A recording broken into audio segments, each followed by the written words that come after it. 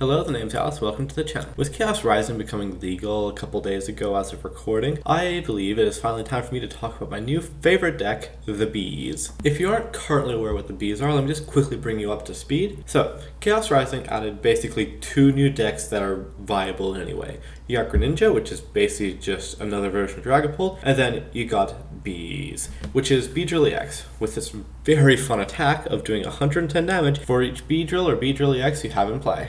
And today, I'll be talking about my experiences with this deck, playing it on live and playing it in person. So, let's get right into this. So when you look online for different types of Beedrill decks, at this current moment, we have two different types. We have Arborvelia and we have Dudunsparce. So, let's start with Arborvelia. This one, you use Arborvelia as a secondary attacker, but also it's for your early attacker. You use it to snipe off things like your Dreepies, Froakies, Dunsparces, anything like that you can easily pick off and just get rid of immediately. And then you set up your Bees in the back so you can just go for big damage hits, because all you need is 3 Bees to one-shot Dragapult, and if you're lucky, 4 Bees can one-shot any Mega. Then, we got the second Beedrill variant, which is my personal variant, of straight Beedrill with the Dunsparce. This one is basically, you draw. You draw Dunsparce, and you use Beedrills for big attacks at the very end of the game.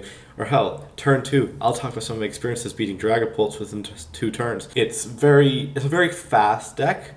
Well, the Dunsparce variant is very fast, but the Arborvelia variant is very good for consistency, I've seen. So this deck, I went through a couple iterations to get right into what I personally believe is to be my favorite version of this deck. If you have any suggestions from what I say here to what I could add to the deck, things you could change, make sure to leave them out in the comments, but I'm just going to quickly go through all the different versions. So we had version 1. This one was very simple. This was one I made before the deck even came out. Wasn't able to test it for a couple weeks, but it runs a 4/4 line of Bees, a 4/4 line of Dunsparce, and 1 Meowth. And then there's the trainers. This is a part that's actually going to change the most. The Pokemon change a little, but the trainers are what changes the most. This one I run 2 Poké Pads, only bosses, Dawns, and Lillies as my supporters. That's going to change very much so. I also run Unfair Stamp as my ace spec, which frankly I don't think is needed with the red cards that came out recently in Chaos Rising. I also only run 3 Forest of Vitality. I think for any deck like this, you should be running 4. Or if you're not running 4, run a couple of what are they called? Colresses, Tenacities. And I'm also running 8 energies, 4 the special grass energies, the growing grass energy, and 4 regular grass energy. This will probably change. Well, this does change in the future. I'm recording this after I've done all my testing. Then we got variant 2. As of this point, the Pokemon will all stay the same, whereas the 4/4 line of Bees, as it should be, a 3/3 line of Dunsparce and Dudunsparce, and a 1 line of Meowth, which I believe to be just the best Pokemon spread for this. Is very quick and allows for very good draw support. Then for my actual trainers, this one I run 2 Judges as well as the 2 Lillies, plus the red card and the Unfair Stamp. It's a lot of hand disruption. I don't believe this deck actually requires all that much hand disruption. Also run 3 Poké Pads, and still the 8 energies of the same. The last time, 4 growing grass energies and 4 regular grass energies. Then we got iteration 3. Pokemon stay the same. For the trainers, this is going to probably might be a little bit controversial, but I changed the ace spec to Max Rod. My personal favorite ace spec. I was running Shen Pao well after it was cool, and that's what I was using in that deck. I also decided to run some Colress's Tenacity to make sure I could get a stadium when needed. Some Petrel, so if I absolutely need an item, I could quickly get it. It has saved my ass so many times when it comes to getting a Max Rod. I also made it so it has 4 Force Vitality, a couple rare candies, also Ultra Ball. Though I don't like discarding cards much in this current meta,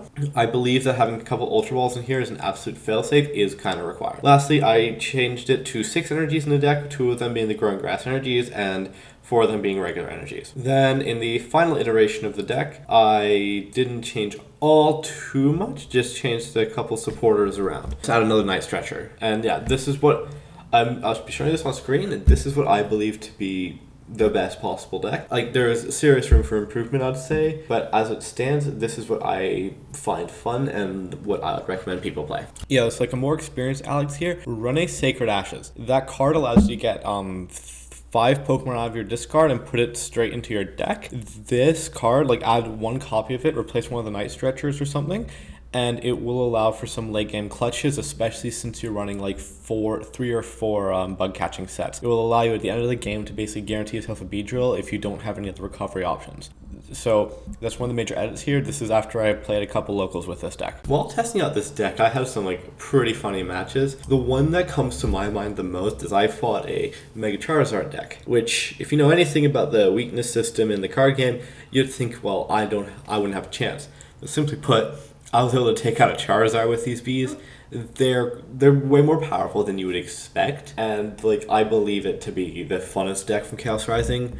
I haven't tested out Greninja too much, but really it just looks like Dragapult all over again, and that's what I would say about that. Also, do not forget to put your stadium there. The amount of times, this is just a me thing where I forget I don't have the stadium up, and I try to fully energize the bee, or fully evolve the bees, and then realize there's no stadium, it's just like, oh god, why did I do that? Also, always remember, it is always faster to switch to another bee than to try and get another bee up entirely. So if your bee gets damaged, just switch out for another bee. Usually you have enough hands like draw support to allow you to get enough energy so you can energize bees as much as possible. If you run Max Rod like me, a couple Night Stretchers, you can easily get energies out of the discard pile and put them back. It's why I don't run too many of the special energies. Also, if you find the deck to be a bit bricky, I found that too, but also the deck starts to feel less bricky and more consistent the more practice you have. That's something I would just say with all decks. If you build a deck and the concept seems fine, test it for a minimum of, I'd say, like 5 to 10 rounds. And if there's something that's truly wrong with it, then try and find the cards that change it. I might one day make a tutorial on how I personally go around deck building, but yeah, that's what I gotta say about the bees as it is currently with my variants of the bees. Just quickly go through a couple of the matchups that I would say are good and bad with the bees. I'd say Dragapult is very hit or miss. If you get set up early, you're good, you're going pretty good. But if you don't get it set up early, you're screwed because Weedles are 50 health. They can easily take out a Weedle and just go, and then you're screwed. So yeah, Dragapult, you want to go quick. Stuff like Garchomp or anything weak to grass, you've won basically. You just hit heavy into their anything, and they will die quick because you do a stupid amount of damage for what you are. 1 energy for 440 damage is insane. Grass decks is pretty even because you're both using Forest of Vitality, you're both evolving pretty quick. You just want to try and kill the main attackers. Ogre Pawns, the apple ones, what are they called? Hydra Apple, yeah, it's a Hydra and an apple, I remember that now. Starmie is the same thing as Dragapult if you want to try and kill fast. So be careful with that because I have had games where I've had 20 cards in my hand due to the Dunsparce draw, and it can be insane. And yeah, that's what I gotta say about the match. There's not too many because this isn't one of my meta explained videos. I'm not going to go through the top 10 and explain each of them individually because I don't believe that is necessary for this at this moment. Now let's talk about my experiences playing this deck IRL, because I find playing the deck IRL is a very different experience to playing it on live. If you have the chance, try and go to your locals. If you are able to go and find it, they're usually about, at least I found to be about $6 Canadian. You'll get a bunch of prize packs, which are very good for building decks. And if you're like me and don't particularly care about SIRs and stuff, building and the prize packs will be your best friends. 5 cards, all of them stamped with a play Pokemon thing, and they are usually pretty much all guaranteed to be meta cards, unless of course it's a Lillie Bombi, because you will always pull a Lillie Bombi. Don't ask how, it will always be there, it will always be hollow for some reason. But let's talk about my experience bringing this to a locals. I did that today. As of recording, I went to my locals today and it was really fun. So for round 1, I played a Greninja. It was some insane plays from both players, and it quite literally came down to him having to draw a single water energy to kill a Weedle on the bench, basically. And he did. He had 2 Tricloaks on the bench. It was bound to happen eventually. I had 3 bees on the bench, not on the bench, just 3 bees in general. I was able to kill a Polt. And yeah, they use a Greninja to get the Weedle. They had 3 Tricloaks, and I did manage to get a Polt kill at the end by max rodding a bee out. Simply put, I believe max rod, if you're not running Arbolivillia, is the best ace spec for this, because they take out a bee, you have a full bee next turn anyways, which should lead you to having at least 110 damage output, but more likely 220 to 330. Round 2, which was actually a win, also against Greninja Polt.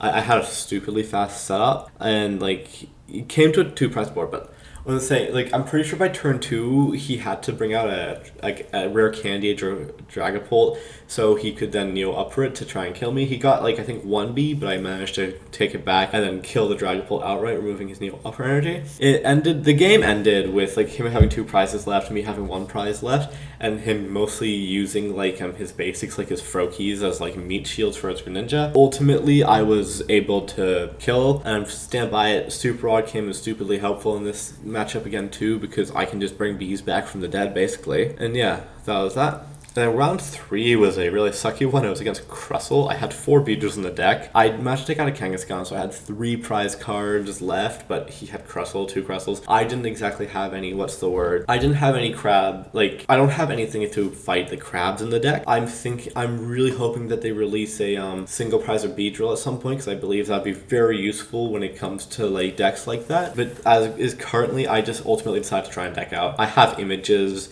He had, like, of this one, he had, like, 4 different healing items in his hand, so I actually managed to fully energize the Dunsparce, which was mildly insane. I swear no one's ever seen an energized Dunsparce before. But I managed to do 9 damage to the crab throughout the entire match, and yeah, it was pretty bad. I was told, though, by someone else there that if you are up against Crustle and you have a Dunsparce engine, just try and make it so you only have 2 Dunsparces on the field at any one time and just keep cycling through them because they can't usually one-shot the Dunsparce. And then round 4, I got the bye because I was still learning this deck and I ultimately just got my free win. I headed home after that. But yeah, that was my experience bringing this to locals. I'm going to be going again on a Monday and I might update this video if not, but I'll probably add it in on the screen with text or something. Well, thank you for watching this video to the end. If you made it here, make sure to like and subscribe. And next video I'm going to be trying to make is Dragapult EX, which I'll actually have my girlfriend on because that is the deck she has been maining since it came out. Thank you very much for watching,